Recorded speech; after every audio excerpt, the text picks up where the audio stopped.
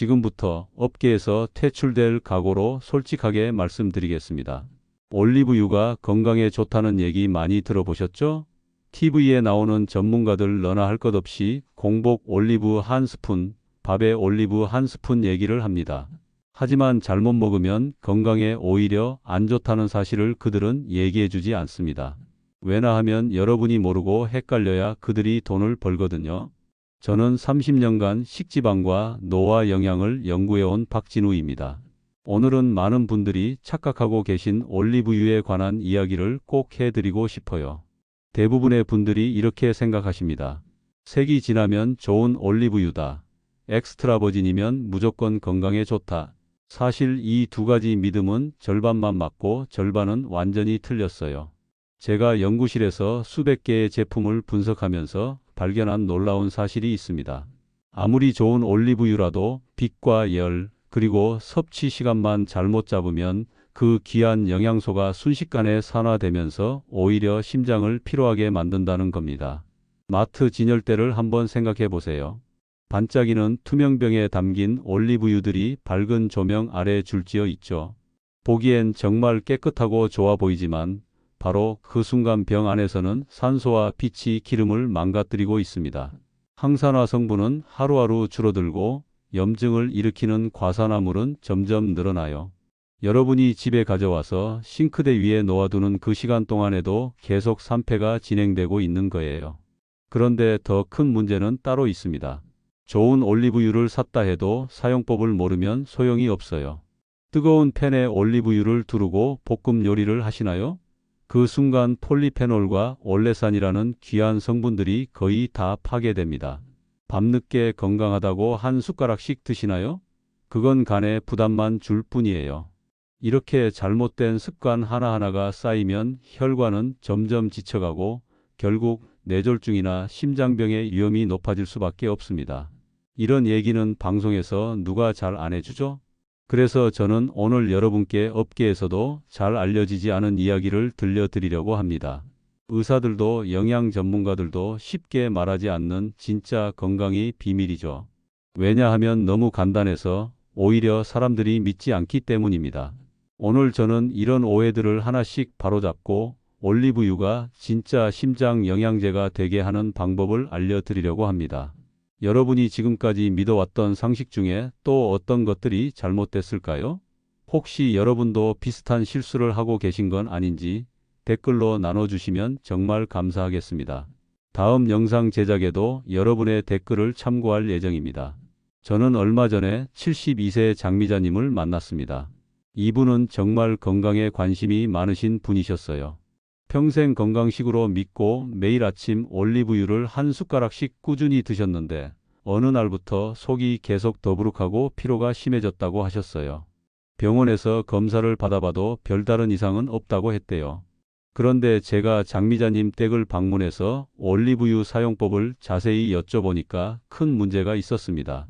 일단 기름병을 싱크대 바로 위, 그러니까 밝은 조명이 하루 종일 내리쫓는 곳에 두고 계셨어요.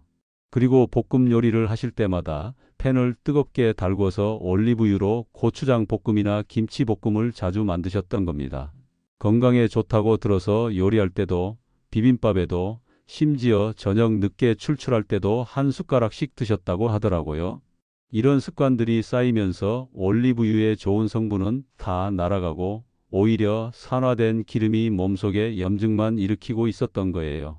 제가 장미자님께 몇 가지 방법을 알려드렸습니다. 일단 올리브유 병을 어두운 찬장 안으로 옮기고 볶음 요리할 때는 다른 식용유를 쓰시라고 했어요. 대신 샐러드나 삶은 채소 위에 생으로 뿌려 드시거나 아침 공복에만 한 숟가락 드시라고 권해드렸죠. 그리고 저녁 늦게는 절대 드시지 말라고 신신당부했습니다. 그렇게 한 달이 지나고 다시 됐을 때 장미자님은 눈에 띄게 달라져 계셨어요. 얼굴빛도 맑아지고 아침에 일어나는 게 훨씬 가뿐해졌다고 하셨어요. 혈압 수치도 안정되고 속도 편안해졌다면서 정말 고맙다고 하시더라고요.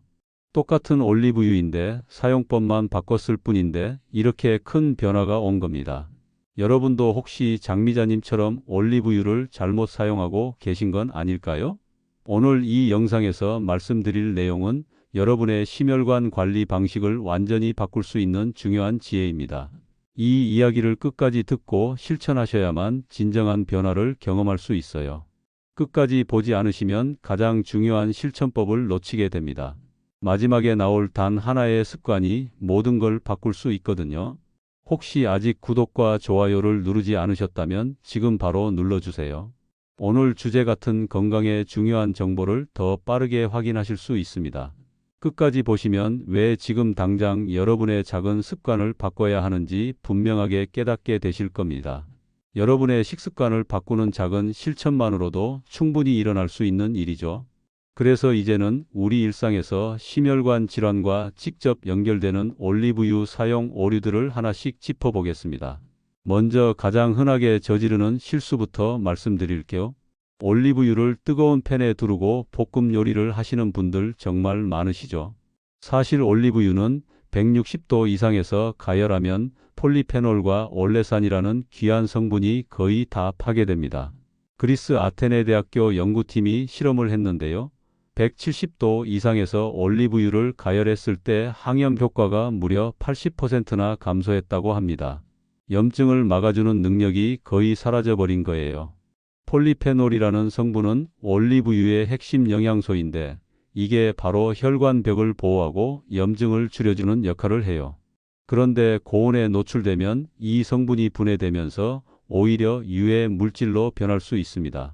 특히 연기가 날 정도로 뜨겁게 달군 팬에 올리브유를 부으면 아크롤레인이라는 독성 물질이 생성되는데 이건 눈과 호흡기를 자극할 뿐만 아니라 혈관 건강에도 좋지 않아요. 제가 만났던 서울에 사시는 69세 박명자님 이야기를 해드릴게요. 이분은 올리브유가 건강에 좋다는 말을 듣고 매일 올리브유로 튀김을 해 드셨어요. 생선 튀김도 하고 감자 튀김도 하고 심지어 전도 올리브유로 부치셨대요. 그런데 한 달쯤 지나니까 혈압이 오르기 시작하고 온몸에 피로가 몰려왔다고 하셨어요. 좋은 기름을 썼는데 왜 이럴까 싶어서 저한테 상담을 요청하셨던 거죠. 자세히 들어보니 매번 튀김할 때 올리브유를 180도 넘게 가열하고 계셨더라고요. 볶음 요리를 하실 때는 약한 불에서 짧게만 하시거나 아예 다른 식용유를 사용하시는 게 좋아요. 튀김에는 절대 올리브유를 쓰지 마세요. 올리브유는 생으로 섭취할 때 가장 효과적입니다. 샐러드 위에 뿌리거나 삶은 채소에 살짝 곁들이는 정도가 딱 좋아요. 만약 꼭 가열 조리를 하고 싶으시다면 불을 아주 약하게 하고 빨리 볶아내는 게 중요합니다. 그리고 같은 올리브유를 반복해서 가열하는 건 절대 안 됩니다. 한번 가열한 기름은 다시 쓰지 마세요. 여러분은 올리브유로 어떤 요리를 하시나요? 두 번째로 말씀드릴 건 보관 장소입니다. 빛과 열은 기름을 산화시켜서 염증을 유발하는 물질로 바꿔버려요. 스페인 마드리드 대학교 연구팀이 조사를 했는데 실온에서 조명에 노출된 올리브유를 2주 동안 두었더니 산패율이 3배나 증가했다고 합니다. 겨우 2주 만에요. 그런데 많은 분들이 싱크대 바로 위 밝은 조명 아래 올리브유를 두고 계세요. 산패라는 게 뭐냐면 기름이 공기 중에 산소와 만나서 변질되는 현상이에요. 산패가 진행되면 기름에서 이상한 냄새가 나고 맛도 쓰게 변합니다. 더 심각한 건 산패된 기름을 먹으면 체내에 과산화지질이 쌓인다는 거예요. 이 과산화지질은 혈관벽을 손상시키고 동맥경화를 촉진시킵니다. 결국 뇌졸중이나 심근경색 같은 무서운 질환으로 이어질 수 있어요.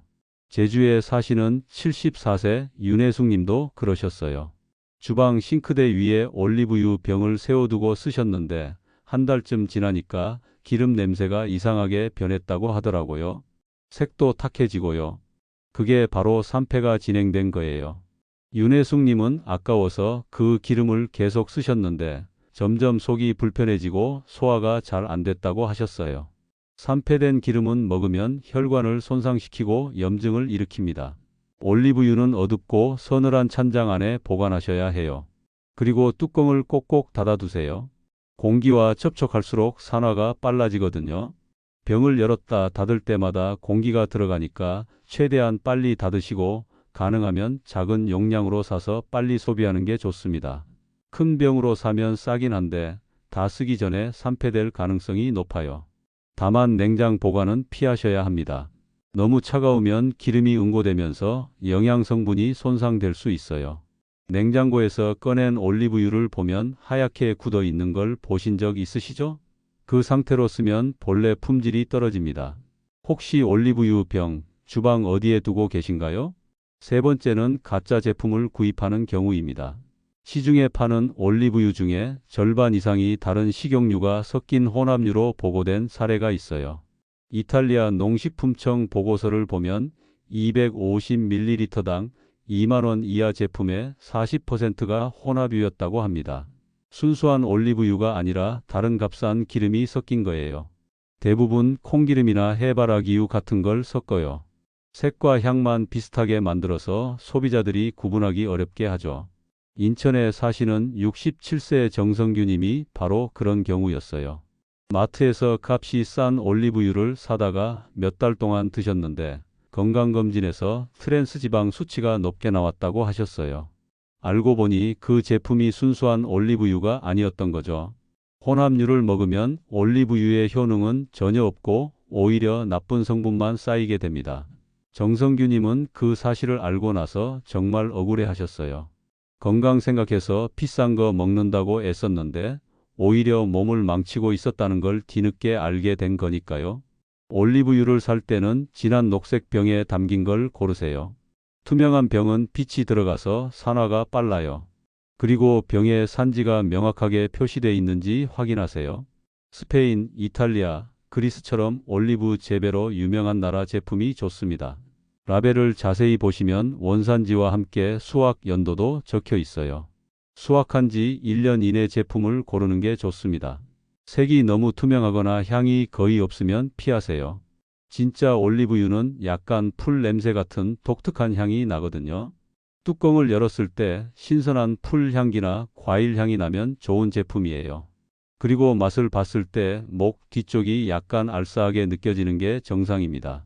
그게 폴리페놀 성분 때문이거든요. 여러분은 올리브유 살 때 어떤 기준으로 고르시나요? 네 번째는 섭취 시간을 무시하는 겁니다. 올리브유는 아침 공복에 먹을 때 흡수율이 가장 높아요. 그런데 밤에 드시면 지방이 간에 부담을 줍니다. 프랑스 리옹 대학교 연구에 따르면 공복에 올리브유를 섭취했을 때 항염 성분 흡수율이 4배나 높았다고 해요. 같은 양을 먹어도 언제 먹느냐에 따라 효과가 완전히 달라지는 거예요. 우리 몸의 대사 리듬을 보면 아침에는 에너지를 활발하게 소비하고 밤에는 회복과 저장에 집중합니다. 그래서 아침에 지방을 섭취하면 에너지원으로 효율적으로 쓰이지만 밤에 먹으면 그대로 간에 축적될 가능성이 높아요. 특히 저녁 식사 후나 자기 전에 올리브유를 먹으면 간이 처리할 시간이 부족해서 지방간으로 이어질 수 있습니다. 인천에 사시는 70세 황진수님은 저녁 10시쯤 되면 출출하다면서 올리브유를 한 숟가락씩 드셨대요. 건강에 좋다니까 매일 밤마다 드신 거죠. 그런데 6개월쯤 지나니까 지방간 진단을 받으셨어요. 밤에 지방을 섭취하면 간이 제대로 처리를 못하고 그대로 쌓이게 되거든요. 황진수님은 술도 안 드시고 운동도 꾸준히 하셨는데 지방간이 생긴 게 정말 의아했대요. 알고 보니 매일 밤 드신 올리브유가 원인이었던 거예요. 올리브유는 아침 공복에 드시거나 점심때 채소 식단과 함께 드시는 게 가장 좋아요. 아침에 일어나서 물 한 잔 마시고 30분쯤 있다가 올리브유 한 스푼을 드시면 장 운동도 활발해지고 영양소 흡수도 잘 됩니다. 점심에는 샐러드나 나물 위에 뿌려 드시면 좋아요. 늦은 밤이나 과식한 후에는 절대 드시지 마세요. 저녁 8시 이후에는 올리브유 섭취를 피하시는 게 안전합니다. 여러분은 언제 올리브유를 드시나요? 다섯 번째는 과도한 섭취입니다. 올리브유가 아무리 좋다고 해도 결국 지방이에요. 하루에 2스푼 이상 드시면 체중이 늘고 소화에 부담이 갈 수 있습니다. 스페인 바르셀로나 대학교 연구팀이 조사했는데 올리브유를 과량 섭취한 그룹은 오히려 체중이 8%나 증가했다고 합니다. 좋은 기름이라고 해서 많이 먹으면 살이 안 찌는 게 아니에요. 올리브유 1스푼에는 약 120칼로리가 들어 있어요. 한 컵이면 거의 2000칼로리가 넘습니다. 이건 밥 한 공기에 3배가 넘는 칼로리예요. 아무리 건강한 지방이라고 해도 과하면 독이 됩니다. 특히 시니어 분들은 대사 속도가 젊을 때보다 느려지기 때문에 더 조심하셔야 해요. 광주에 사시는 73세 이명조님은 올리브유가 혈관에 좋다는 말을 듣고 매일 한 컵씩 마셨대요. 그런데 얼마 지나지 않아서 복통이 심해지고 소화가 안 됐다고 하셨어요. 너무 많은 지방이 한꺼번에 들어오니까 몸이 감당을 못한 거죠. 설사도 자주 하시고 체중도 5kg이나 늘었다고 하더라고요. 명조님은 건강해지려고 한 행동이 오히려 몸을 망치고 있었던 겁니다. 올리브유는 하루 한 스푼 정도면 충분해요. 그것도 음식과 함께 드셔야 하고 직접 마시는 습관은 줄이세요. 만약 담석이나 췌장염 병력이 있으시면 반드시 전문가와 상의하신 후에 드셔야 합니다. 담석이 있는 분들은 지방 섭취 자체를 조심해야 하거든요. 췌장이 약하신 분들도 마찬가지예요. 혹시 여러분은 하루 몇 스푼 드시고 계신가요? 이렇게 5가지 습관만 바로 잡아도 혈관 피로를 크게 줄일 수 있습니다. 가열하지 말고 어두운 곳에 보관하고 진품을 고르고 아침에 먹고 적당량만 드시면 됩니다. 이 원칙만 지켜도 올리브유는 여러분의 심장을 지켜주는 든든한 파트너가 될 수 있어요. 이제는 반대로 올리브유를 제대로 쓰면 어떤 변화가 오는지 알아보겠습니다. 지금부터가 오늘 영상의 가장 중요한 부분이니 조금만 시간을 내어 집중해 주시면 좋은 정보 얻어 가실 수 있습니다. 이 부분을 안 들으시면 오늘의 영상을 안 들은 것과 마찬가지입니다. 이제는 올리브유를 제대로 활용하는 방법을 알려드릴게요. 첫 번째로 말씀드릴 건 토마토와 함께 먹는 겁니다. 올리브유는 토마토와 함께 섭취할 때 항산화력이 3배 이상 높아져요. 토마토에 들어있는 라이코펜이라는 성분이 올리브유의 지방과 만나면 체내 흡수율이 엄청나게 올라갑니다.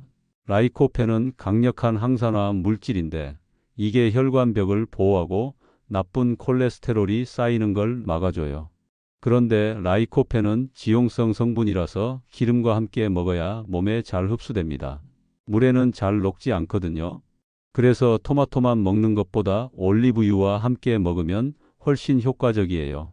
여기서 중요한 건 익힌 토마토보다 생토마토를 권장한다는 겁니다.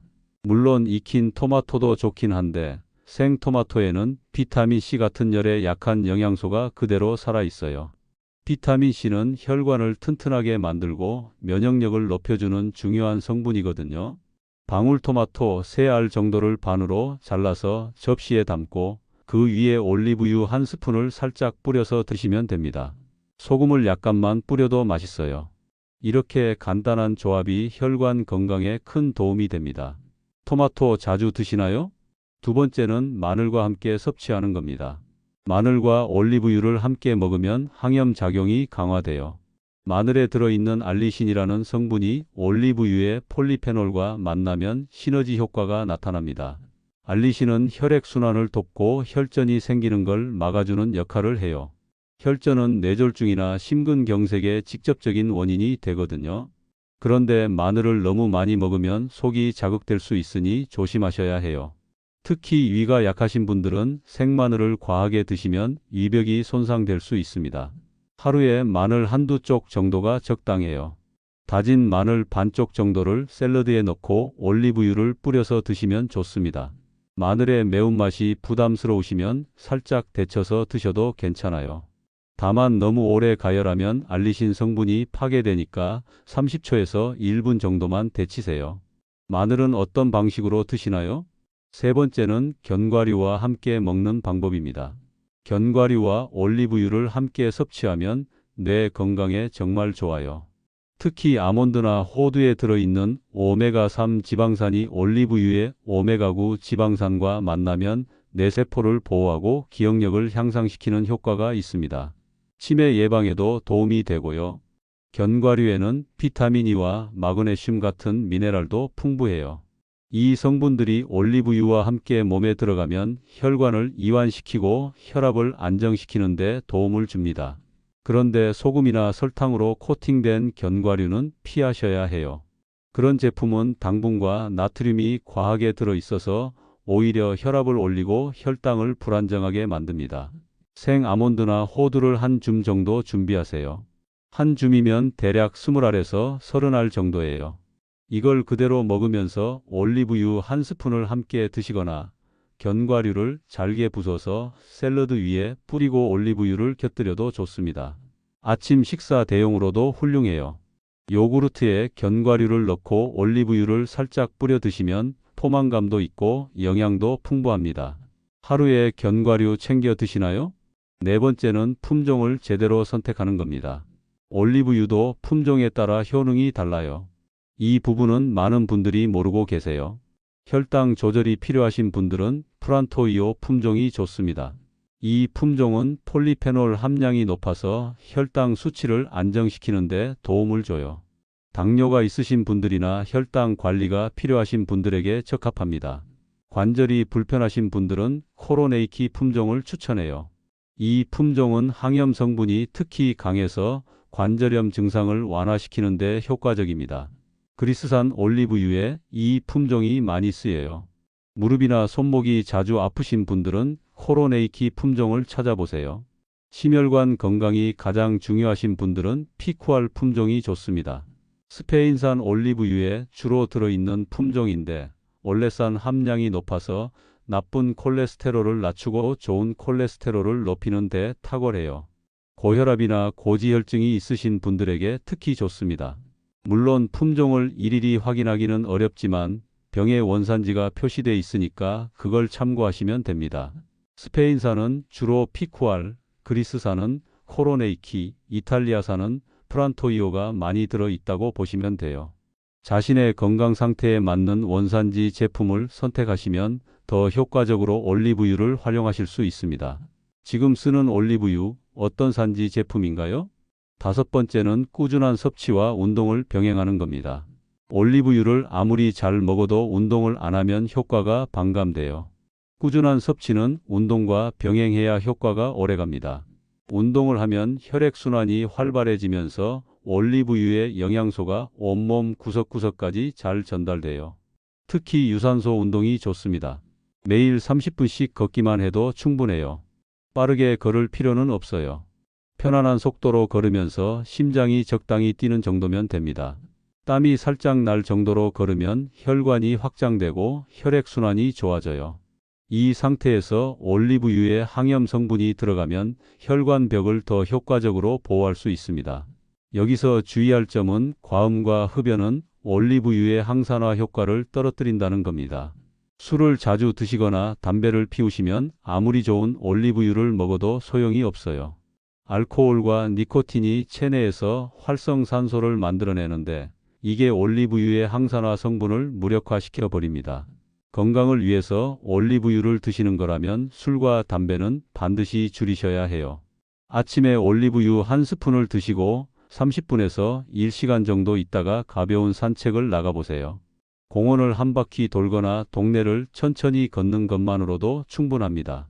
이 습관을 3개월만 유지하셔도 혈압 수치가 눈에 띄게 안정되고 몸이 가벼워지는 걸 느끼실 거예요. 오늘 걷기 하셨나요?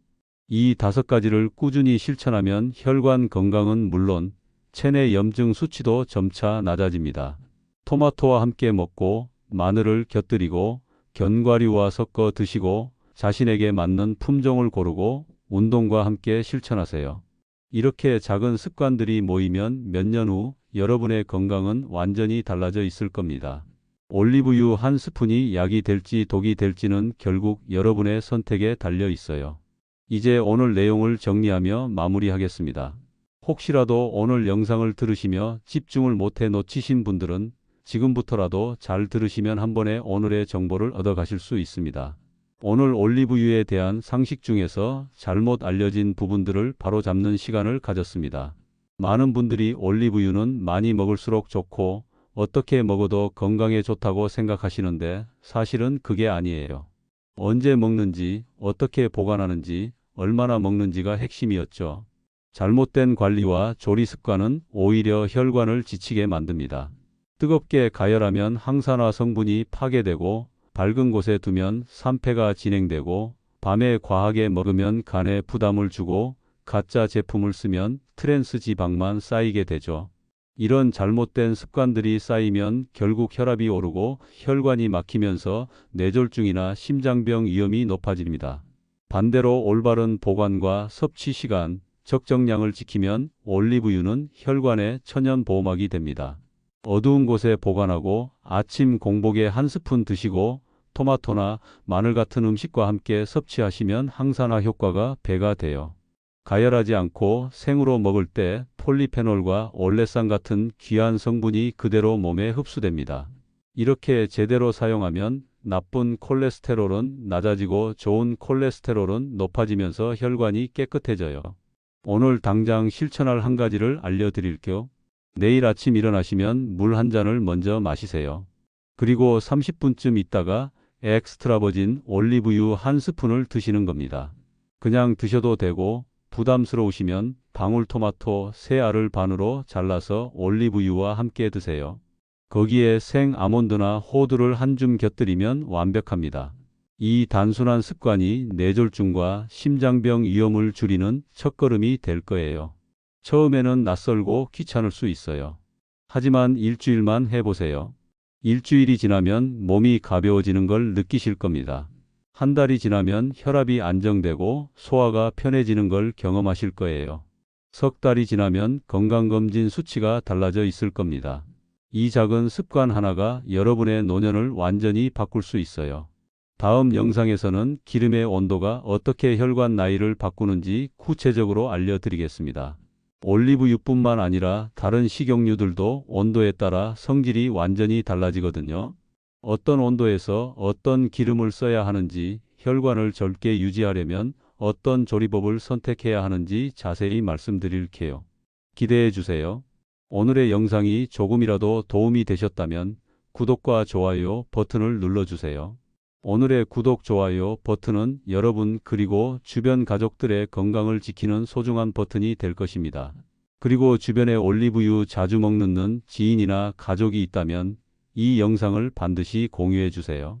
한 사람의 생명을 구하는 버튼이 될 수 있습니다.